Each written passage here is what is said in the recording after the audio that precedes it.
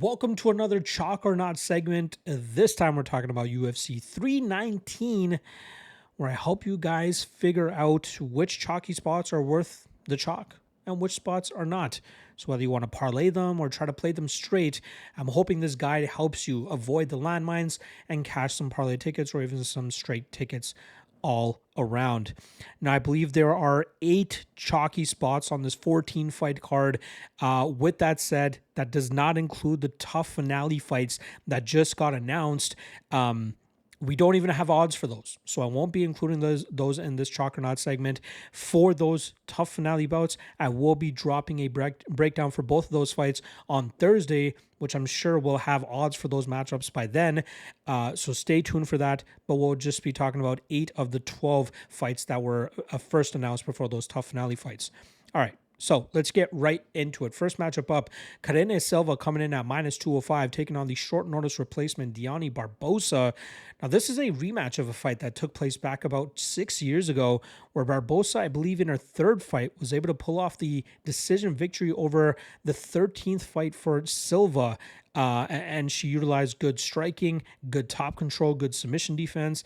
And I believe she can do the same thing here again. You know, Silva's not much of a threat in the striking realm. Barbosa has a little bit of pop on her shots there. And I think Barbosa is still the better wrestler. And her BJJ level is high enough that she should be able to avoid most of the submission attempts coming back her way from Silva.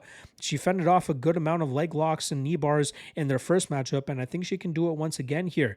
I think there's a reason Barbosa accepted this fight on short notice, because she still believes she can go out there and beat Silva. And I believe her. And from all accounts, it looks like she's been training and been in shape, ready for any matchup that would come up for her. And now is her opportunity to take advantage of that. So I'm going to put Silva in the not chalk-worthy category. Unless she can pull off a submission, which I highly doubt she can do against Barbosa, I think she's going to be stuck on her back for most of this matchup, and Barbosa gets the win. All right. Next up, we got Chase Hooper coming in at -320, going up against Alexander Hernandez. Initially, I was surprised to see Hooper as such a big favorite, but when you think about it a little bit more, you see that Hooper is really starting to come into his own, and he has a very difficult style for Hernandez to deal with. Unless Hernandez clips him in the beginning and gets that first round knockout, which the last I saw, I think it was roughly around plus 1,300, plus 1,500 for that specific prop. I think Hooper overwhelms him just like he did against Vyacheslav Borshev, and eventually gets those opportunities on the mat where he'll eventually find that submission spot over Hernandez here. At -320, I was going back and forth, but for the sake of this segment, I'm going to put Hooper in the chalk-worthy category. I think he survives that early advantage that Hernandez will have with his speed, power, and explosivity, and then I think Hooper will turn it around on him and eventually get that submission within 2 rounds. So put Chase Hooper in the chalk-worthy category. All right, next up, we got Oleksiejczuk coming in at -220, going up against Gerald Meerschaert. Another one where I was kind of surprised to see Oleksiejczuk as a chalky favorite. You know, obviously he's had his issues on the mat in the past, and that's kind of the bread and butter of Gerald Meerschaert's game. But I think Oleksiejczuk made the perfect decision for himself after he was on a 3-fight losing streak going into his last matchup against Cedric Dumas, and he moved his camp from Poland down to the Fighting Nerds down in Brazil, and it shows in the methodical striking approach we saw from him last time around that led to that knockout victory over Dumas. Oleksiejczuk, normally a guy that's very aggressive, digs to the body, throws a ton of output and combinations. I think if he just dials it in, just like he did against Dumas, takes a methodical approach and just keeps GM3 at distance, lands his shots, gets his combinations off, and then exits out quickly enough before Meerschaert can get a takedown in, I think he touches GM3 up, and I think he eventually gets that finish probably late second round, early third round. I like the over 1.5, which is roughly around plus 100, as I think the threat of the takedown from Meerschaert will allow Oleksiejczuk to just pick him apart a little bit more and take his time. But I think once he sees Meerschaert slowing down, he'll let go with those big shots, and I think he gets Meerschaert out of there. And I would put Oleksiejczuk in the chalk-worthy category. I think he'll stick to the game plan. I think he will do a good enough job in terms of keeping GM3 at bay and then eventually finding that knockout later on in this fight. All right, to the main card we go, and the first fight that we're going to be talking about is Kai Asakura coming in at -300, going up against Tim Elliott, who's looking to pull off the upset here. Now, Asakura came up short in his UFC debut as he was thrusted right into a title fight against Alexandre Pantoja. He got outstruck in the first round, eventually taken down in the second, and submitted that night. Now he tries to reclaim his spot in the title picture, but he has to get through UFC veteran Tim Elliott.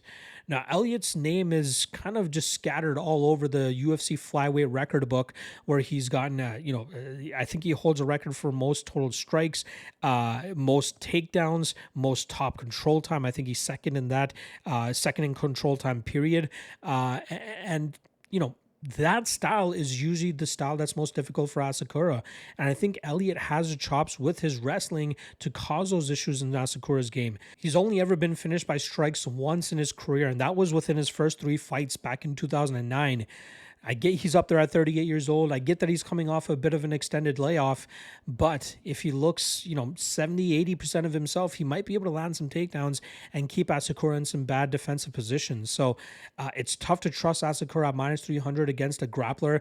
We've seen, some old-ish guys out-grapple him recently as well. Not Pantoja, but even Hiromasa Yugi Kobo, who Elliott has a win over on The Ultimate Fighter from back in the day. This is a winnable fight for Elliott with the wrestling. So that reason alone is going to make me put Asakura in the not chalk-worthy category. All right, next up, we got Michael Venom Page coming in at minus 190, going up against Jared Cannonier. I think this is a great fight for Page to just stick to his style, keep Cannonier at bay, shuck off the takedowns, get back to his feet if he does get taken down, and then get back to his striking game, which I think is going to cause Cannonier a ton of trouble. I think that will cause Cannonier to make some mistakes, and Page should be able to find that knockout and get him out of there within 2 rounds. At minus 190, I think that's a very fair number to even take a straight shot on MVP, to go out there and style on Cannonier, produce a knockout victory, but most importantly, look chalk-worthy. All right, next up, we got Carlos Prates coming in at minus 225, going up against veteran Jeff Neal. Prates looking to bounce back from his first UFC loss at the hands of Ian Machado Gary from back in April. And I think he has another tough customer on his hands here. Now, Neal is a guy that was very highly rated earlier on in his UFC career. He stumbled in a few spots against bad stylistic matchups, but has managed to look good in even some of those losses that he had to Machado Gary and even in the Shavkat Rakhmonov fight. But he did have a knockout victory by injury, albeit over Rafael Dos Anjos last time around. But this is a guy that's still very capable of putting opponents' lights out. He did drop Dos Anjos a few times before that injury occurred, showcasing the proof of that. Fast hands, big power, good range management, and Prates, not the best minute winner. And he's kind of admitted that recently as well. So I'm curious to see if he'll change his game a bit and how that might impact his style of fighting as well. So, I think Neal is a very difficult opponent for him.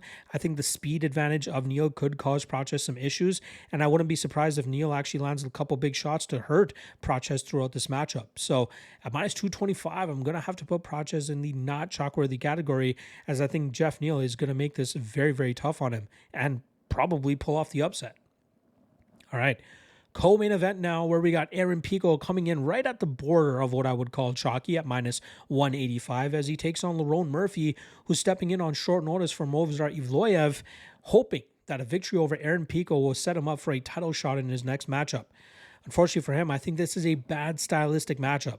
Now, people are pointing to the patchy mixes and Patricio Pitbull performances from guys coming over from PFL Tour, but Pico is a different breed. This guy is much closer to his prime than Patricio Pitbull was, and is much more well-rounded than Patchy Mixes. This guy is a nasty wrestler. That was his base coming into mixed martial arts, I believe, back in 2017. But he's rounded out his striking game well enough where he stalks his opponents, lets go with big shots, and can provide finishes if that is what is available to him. Murphy moves well a lot, but I think Pico will cut off the cage, land some big shots of his own, mix in his takedowns, get some good control time, and I don't think he'll give up those opportunities or those positions similar to what other opponents have allowed Murphy to do. Most notably round 3, Danny Ige, Lerone Murphy. You saw Ige have some good top control time, but he was unable to keep Murphy down. I think Pico keeps him down in those types of spots. And again, short notice, not a good look either. So I'm going to go Pico being chalk-worthy in this matchup.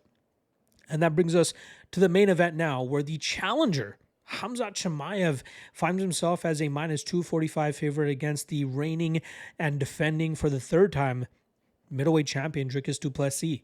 I think this is a perfect matchup for Chimaev to go out there and finally stop the just shenanigans that Dricus du Plessis has brought to the middleweight division. His athleticism, power, and strength has bailed him out of some bad spots, but I don't expect that to play out for him here against Chimaev, who I think should get him to the ground relatively quickly, and I think it's just a matter of time before he works to a finishing position, and I think he finishes du Plessis within 2 rounds.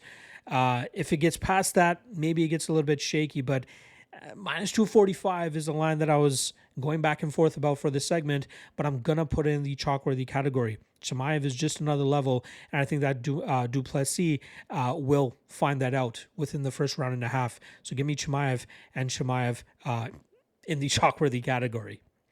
All right, there you guys go. Chalk or not for UFC 319. We had a ton of content drop today. We dropped the PFL breakdown. We dropped the top 3 lock of the night candidates, ending the day off with this chalk or not segment. We'll be back tomorrow with the quick picks as well as the LFA breakdown after the wins are completed. And lastly, we'll also drop the tough finale breakdown, which are for the first 2 fights of the UFC 319 card. Those will all be broken down for you guys tomorrow. So hit that subscribe button if you haven't already. Hit the notification bell so you know when those drop. And I'll see you guys again tomorrow. Peace.